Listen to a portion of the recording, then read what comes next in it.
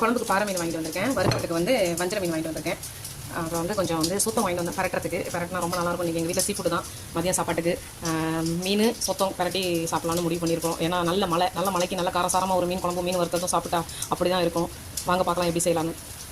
சட்டி நல்லா காஞ்சோன்னே எண்ணெய் எடுத்துக்கோங்க. எண்ணெய் எடுத்துட்டு வெந்தயம் தாளிச்சுக்கோங்க. வெந்தயம் போட்டு நல்லா தாளிச்சிட்டு கருவேப்பிலை போட்டுக்கலாம். வெந்தயம் கருவேப்பிலை தாளிக்கணும். சட்டி நல்லா காஞ்சோன்னு வெந்தயம் போட்டு வெந்தயம் கருவேப்பிலை போட்டு நல்லா தாளிச்சுக்கோங்க. தாளிச்சுக்கிட்டு சின்ன வெங்காயம் ஆட் பண்ணிக்கணும். சின்ன வெங்காயம் போட்டு நல்லா வதக்கி கொடுங்க. நல்லா வதங்கணும் எண்ணெயில். அதை ப்ரௌன் கலராக வரணும். அப்போ தான் நல்லா எண்ணெயில் எவ்வளோ வெங்காயம் வேணுதோ அவ்வளோ குழம்பு வந்து ரொம்ப டேஸ்டியாக இருக்கும். அது நல்லா வதங்கிறதுக்கு கொஞ்சம் உப்பு சேர்த்துக்கோங்க. நல்லா வதக்கிடுங்க. அப்போ தான் நல்லா வதங்கி ஒரு மாதிரி அந்த எண்ணெயிலே வந்து அந்த வெங்காயம் வந்து நல்லா வேகும். அந்த வெங்காயம் நல்லா வேகும்போது அதோட ருசி வந்து ரொம்ப ருசியாக இருக்கும்.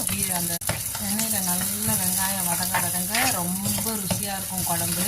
அந்த ருசியே தனியாக இருக்கும். நல்லா தனியாக தெரியும். ஏன்னா அந்த வெங்காயம் வந்து நல்லா வந்து எண்ணெயில் வேகணும். நான் எப்போவுமே மண் சட்டி தான் பாய்ப்பேன். ஏன்னா மண் சட்டி பாய்க்கிறது தான் நல்லது. அப்படின்னால மீன் குழம்புக்கு எல்லா குழம்புக்குமே நான் மண் சட்டி தான் பாய்க்கிறது. நல்ல வெங்காயம் நல்லா வதங்கி வந்துடுச்சு. எண்ணெயில் இந்த மாதிரி நல்லா வதங்கணும். வதங்கினதுக்கப்புறம் நம்ம வந்து தக்காளி சேர்த்துக்கலாம். தக்காளி சேர்த்து நல்லா வதக்கணும். தக்காளி வந்து அந்த எண்ணெய் எல்லாமே வந்து எண்ணெய் இருந்தால் கூடுதல் ருசியாக இருக்கும். அதனால் அந்த தக்காளி குழம்பு நல்லா எண்ணெய் செய்வது வெந்து வந்து நல்லா மசிஞ்சு வந்துடும். ரொம்ப திக்காக கிரேவி மாதிரி வந்துடும். அதனால் அது வரைக்கும் வந்து நல்லா அந்த தக்காளி வந்து நல்லா மசிகிற வரைக்கும் நல்லா வேக வேண்டியது.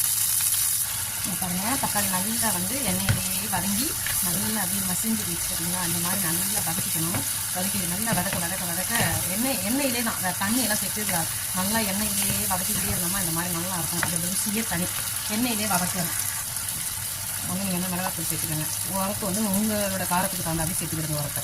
நான் வந்து எங்கள் வீட்டில் வந்து உரப்பு எல்லாருமே நல்லா சாப்பிடுவோம். அதனால் வந்து 1.5 ஸ்பூன் சேர்த்துருக்கேன். இது வந்து ரொம்ப காரமாக இருக்கிற மிளகாத்தூள்.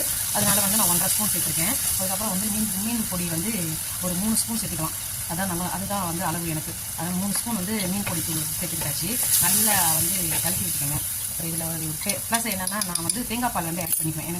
எங்களோட மீன் குழம்புலாம் வந்து தேங்காய் பால் ஆட் பண்ணி தான் செய்வோம். அதனால் வந்து தேங்காய் பால் வந்து கொஞ்சம் ஒரு இதில் வந்து கால் கப்பு போதும் தேங்காய் பால். ஃப்ரெஷ்ஷாக அரைச்சி வச்ச தேங்காய் பால் அதுதான் வந்து சேர்த்துக்கிறது. நல்லா மிக்ஸ் பண்ணிக்கோங்க. மிக்ஸ் பண்ணிவிட்டு இப்போ வந்து இதில் வந்து புளி சேர்த்துக்கப்போம். புளி தண்ணி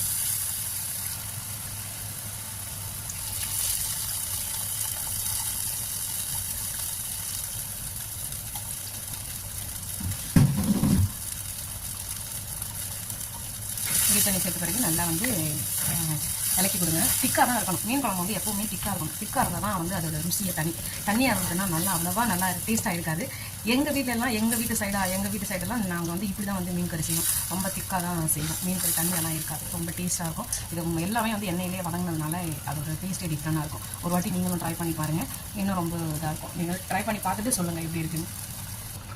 உப்பு சேர்த்துக்கோங்க. உப்பு சேர்த்துட்டு உப்பு எவ்வளோ இருக்குதுன்னு பார்த்துக்கோங்க. ரொம்ப உப்பு இருந்தாலும் சாப்பிட முடியாது. அதில் பார்த்துக்கோங்க உப்பு எப்படி இருக்குன்னு.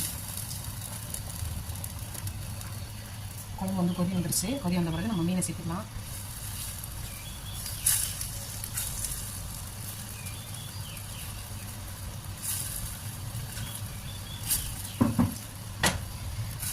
மீனை சேர்த்துட்டு கிண்டக்கூடாது. கிண்டுனா மீன் உடஞ்சி விடும். அதனால் வந்து லைட்டாக அப்படி செஞ்சு விட்டுட்டு 5 மினிட் சிம்மில் வச்சிடலாம். பாருங்க, மீன் நல்லா கொதி வந்து நல்லா மீன் குழம்பு வந்து செட் ஆகிட்டு இதுக்கு மேலே வந்து நம்ம அடுப்பு ஆஃப் பண்ணிடணும். அடுப்பு ஆஃப் பண்ணிட்டு அந்த சட்டியோட சூட்டிலேயே இந்த மீன் வந்து குழம்பு வந்து நல்லா இதாகும்போது ரொம்ப டேஸ்ட்டாகும். மீன் கறி ரெடி ஆகிட்டு நீங்களும் ஒரு வாட்டி இது மாதிரி ட்ரை பண்ணி பாருங்கள். ட்ரை பண்ணி பார்த்துட்டு எப்படி இருக்குன்னு கமெண்டில் சொல்லுங்கள். தேங்க்ஸ் ஃபார் வாட்சிங்.